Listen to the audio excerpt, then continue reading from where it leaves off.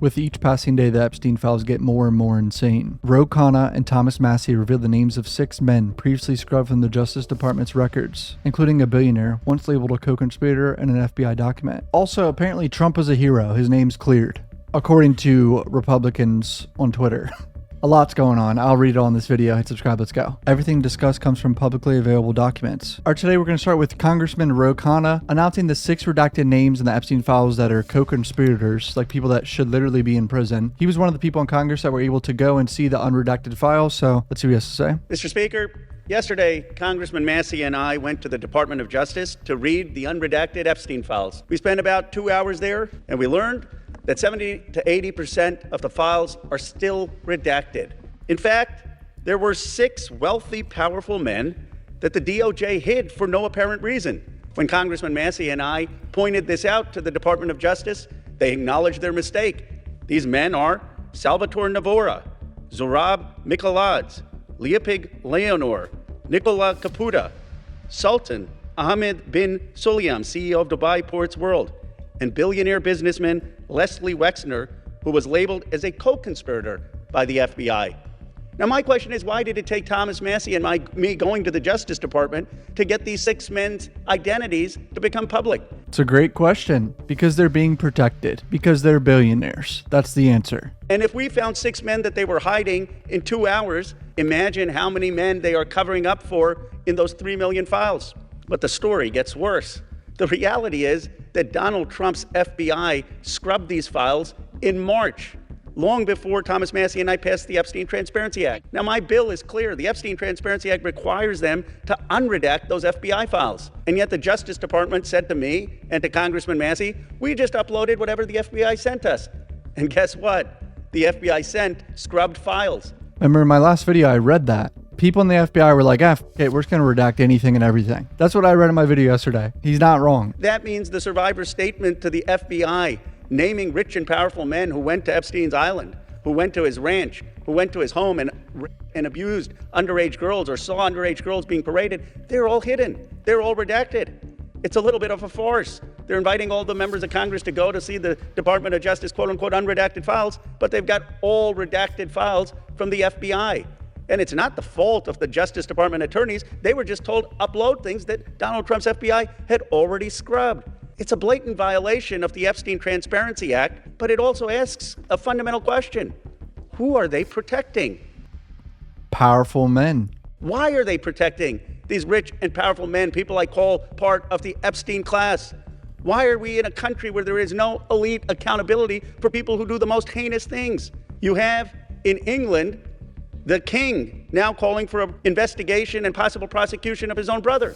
Crazy. Other countries seem to be having way more consequences than ours. And this happened in the United States. Well, besides the island or whatever, but in New York and Florida a lot, and other countries too. But Epstein's from the United States, you know what I mean? You have in Norway the princess who no longer has support to be the queen. And yet in the United States of America, we have someone in the cabinet, Howard Lutnick, who is all over these Epstein files, who allegedly had business with Epstein after he was convicted of pedophilia, and he still is in the cabinet. So Howard Lutnick lied several times. I mean, he straight up said that he only met with Epstein once for 10 minutes or something because they were neighbors. And then now it comes out they had a whole dinner with like their families or whatever, or lunch with their families on the island. Here's Howard Lutnick testifying and getting absolutely grilled. If you're new to the channel, please hit subscribe. I appreciate the support. Back to the video, boys. You led people to believe that you had cut off all contact with Jeffrey Epstein after the 2005 encounter you and your wife had in his apartment. But as I'm sure you know, Epstein files show a very different record of interaction. Why did the Epstein files show you coordinating a meeting and planning a visit with Jeffrey Epstein on his private island in December 2012? Thank you for the question. I'm glad to be here to make it clear that I met Jeffrey Epstein when I moved to a house next door to him in New York. Over the next 14 years, I met him 2 other times that I can recall. That I can recall is the key statement there. You already know someone's going to find another time where they met. He's like, oh, yep, that I could recall at that time. So he's not lying technically because that's all he could recall at this time. None for 6 years. So 6 years later, I met him. And then a year and a half after that, I met him and never again. Probably the total and you've seen all of these documents, of these millions and millions of documents, there may be 10 emails connecting me with him, probably about 10 emails connecting me with him over a 14-year period. I did not have any relationship with him. I barely had anything to do with that person. I think you understand the root of concern here. It's the way you described very emphatically your first encounter with him in his apartment, said you were disgusted, would never have any contact with him again. Did you in fact make the visit to Jeffrey Epstein's private island? I did have lunch with him as I was on a boat going across on a family vacation. My wife was with me, as were my 4 children and nannies. I had another couple. They were there as well with their children, and we had lunch on the island. That is true, for an hour, and we left with all of my children, with my nannies and my wife, all together. We were on family vacation. We were not apart. To suggest there was anything untoward about that in 2012, I don't recall why we did it, but Mr. Secretary. Keep in mind, Epstein at this point, in 2012, was already convicted of basically R-wording children, but then got the easiest sentence ever. Remember, I read his sentencing. He was able to leave in the daytime and work and shit, and got literally a slap on the wrist for having 40 plus victims at his house with a massage table. Crazy. In Florida, yeah. You can watch one of my recent videos about it. I'll link it down below. As I said, there's not an indication that you yourself engaged in any wrongdoing with Jeffrey Epstein. It's the fact that you misled the country and the Congress based on your earlier statements. Exactly. I don't think there's any really evidence of him hurting children. It's the fact that he lied about meeting him several times. Why would he do that? That's a red flag. To me, that shows there's, could be more to the story. Why are you lying about meeting him several times? And you said you only met him once. You walked in his New York apartment and there was a massage table. That's what he said. And then left. But then you met with your kids and shit on his island after he was convicted of R-wording children. Suggesting that you cut off all contact when in fact you had not. When you visited the private island, did you see anything inappropriate during that visit? The only thing I saw with my wife and my children and the other couple and their children was staff who worked for Mr. Epstein on that island. And you realize that, this visit took place after he'd been convicted, right? I mean, you made a very big point of saying that you sensed that this was a bad person in 2005. And then, of course, in 2008, he was convicted of soliciting prostitution of a minor. By the way, there's a lot of stuff going on right now about the investigation to Epstein back in the 2000s. By 2004, I think November 2004, they were already tipped off about Epstein. Shit going on in his house. There was already an investigation going on in 2004. So I just want to point that out. Remember that date. And yet you went and had this trip and other interactions. Did you have a dinner in Epstein's New York City home in 2011? No. So the information that suggests that there was a dinner with Woody Allen and Woody Allen's spouse at the Epstein residence, that's there's nothing to that. Is that right? I actually don't know what you're referring to. I looked through the millions of documents for my name, just like everybody else. And what I found was there was a document that says that I had a meeting with him in May, I think, for an hour at 5 o'clock. Okay. Not dinner or otherwise, for an hour at 5 o'clock. All right. There's also a reference to the fact that Epstein had expressed an interest in meeting your nanny. Do you know whether Jeffrey Epstein ever met with your nanny? No, I saw that. I had no idea what that was about. It had nothing to do with me. No as far as interaction I at know. all with him on that? No, as far as I know, no. Would you, Mr. Secretary, be willing to ensure that the file is complete to share with this committee and the Congress your own records, any records you have that relate to Jeffrey Epstein? I will surely talk about that. I hadn't thought about that. I have nothing to hide. Absolutely nothing. All right, so quick update on the Trump situation. Trump is now a hero, according to this one man here, who recalls a conversation from 14 years earlier in 2006, because this is an interview from 2020, so 14 years earlier. And apparently Trump, reported Epstein in 2006, essentially. And Ghislaine Maxwell called her evil, and they were pieces of shit, whatever. All right, so the person being interviewed is Palm Beach Police Department Chief Michael Reiter, I believe how you pronounce it. He's redacted in these files, but he met Epstein back in 2006. He stated that in one of the boxes was an image copy of Jeffrey Epstein's kitchen counter laptop that had phone messages that redacted hadn't seen before. An employee was stealing from Epstein, and Epstein called the Palm Beach Police Department. This was how redacted met Epstein. Epstein donated $40,000 to Palm Beach Police Department to help purchase a machine to help BPPD review security footage. Crazy. A literal sex trafficker PDF file was donating to the police department that ends up arresting him. He also wrote a check for $90,000 to help them purchase a fingerprint machine. This was around the same time that Epstein's first victim had come forward to the police department. I mean, this is crazy.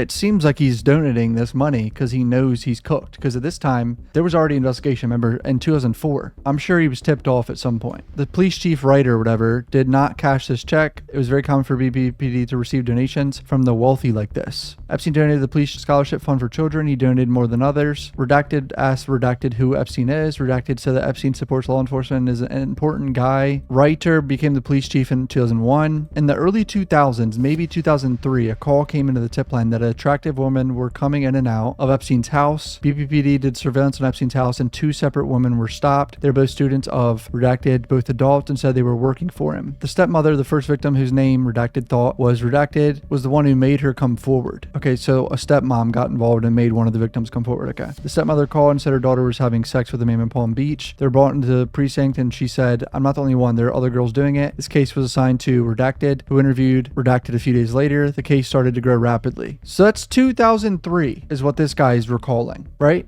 Remember these dates, 2003, 2004, Epstein was already cooked, like getting reported by people. Redacted experience inside the house was then corroborated. More surveillance was done on Epstein's house. Some kids were observed. Teenagers with braces and backpacks coming from school. One employee said there were dozens of girls in one day. They put together a case with the state attorney, blah, blah, blah. Redacted spoke to the state attorney whom he had a good relationship with. Redacted was to get a detective and speak with the sex crimes unit. When the state attorney asked who the case was about, Reiter said it was about Epstein. The state attorney told Reiter that he had never heard of him. Then after he spoke to the defense, the state attorney told Reiter to write Epstein a notice to appear for a misdemeanor. Lewd and lascivious behavior. Reiter debated on whether to arrest Epstein on probable cause, but said it would be problematic with the state attorney. Palm Beach tried to keep the case tight. They would type up their reports and put it on a hard drive, which they would put in a safe. They had sexual battery cases against the co-conspirators. Who are these co-conspirators? What the fuck? The state attorney said the victims were not credible and would show their MySpace pages and such. They would refute minute details in the probable cause affidavit. Reiter thought it was leaked by the attorney's office. Reiter thought the defense attorneys thought they weren't doing enough to talk them out of it. This case died at the state level. Reiter then wrote a letter to the state attorney asking him to recuse himself. Private investigators began harassing and playing games. Epstein had Redacted go to Redacted and tell him these girls are just prostitutes. These are just happy endings. These are minor cases. Private investigators began pulling the police officers' trash. Epstein had private investigators basically harassing Palm Beach Police Department. Crazy. This guy got away with this much shit. About 6 months after Reiter retired, he was contacted by a private investigator who was represented by attorney Redacted. He told Redacted that he had some safety concerns for him. Redacted was told that Igor, Epstein's trainer, recently purchased a townhouse. The FBI got involved, introduced the victims to the FBI. Everyone was very motivated. Eventually, there was a lack of communication. There was a discussion of a plea deal. A U.S. attorney named Acosta said the defense had him very frustrated with the case. He said there were a lot of interest from higher up. It is crazy this guy got away with this much shit just because he had connections. The state did not want to take it back. It took months to convince them to take it back. It was very disappointing that the system failed in this case. Yeah, you think. The system is fucked. There was a hurry to make this case go away. Oh my God. After giving the $90,000 check, Epstein came back to the writer's office. He talked about the Harvard donations. Epstein just wanted to know about Redacted. It was like he was sizing up Reiter. What? Afterwards, Reiter walked with Epstein to the lobby and Redacted was there. She was like a statue. I wonder who that is. Now here's the part mentioning Trump. Sorry, I just had to give you context. There's a big investigation going on for years. It ends up like getting thrown out. FBI gets involved and the state tries to get involved. Obviously a shit show with a very powerful guy pulling strings, literally evading justice because he's rich and powerful. Palm Beach Country Club is a Jewish country club. A lot of wealthy people are there and they flock together. Mar-a-Lago is a mixture of everyone. Donald Trump told Redacted that he threw Epstein out of his club. Trump called Palm Beach to tell them, thank goodness you're stopping him. Everyone has known he's been doing this. Trump told him people in New York knew Epstein was disgusting. Trump said Maxwell was Epstein's operative. She is evil and to focus on her. Why did Trump wish her well a few years ago? And why is she in another prison that is more comfortable with a pet now? I'll continue though. Trump told Redacted that he was around Epstein once when teenagers were present and Trump got the hell out of there.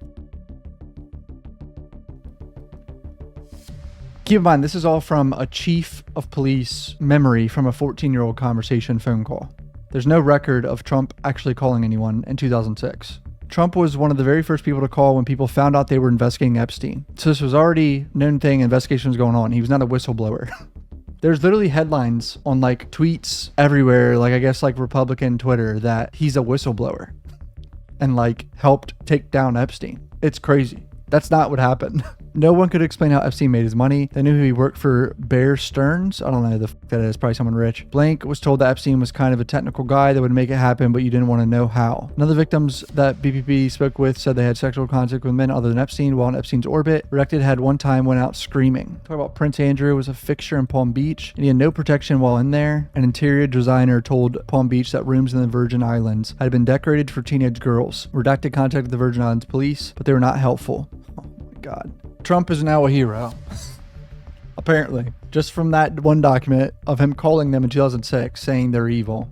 Trump's a hero. He took them down. You know what I'm saying? That's what I read, right? I mean, he's a whistleblower. He took them down straight up. He reported them. He's a agent. Let's go. So not only did he make the call once the cat was out of the bag and the investigation had started, but even Trump had not mentioned this to my knowledge for almost 20 years. Surely it would be a cornerstone of his defense with these allegations. Correct. I don't think I've ever seen Trump say, no. In 2006, I called and reported him and said he's an evil motherfucker and took him down. It's literally just a police chief remembering a 14-year-old conversation, allegedly of Trump calling, saying that people in New York know he's disgusting.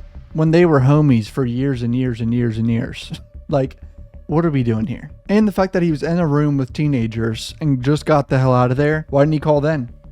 Why didn't he call when he heard about the shit in New York and people were saying Epstein's disgusting? If he's such a hero taking him down.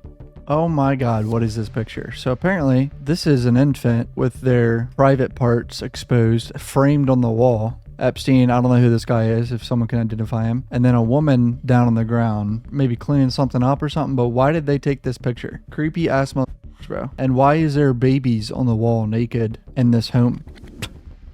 All right, that's it for today's video. Hit subscribe if you're new. Love you guys. Peace out.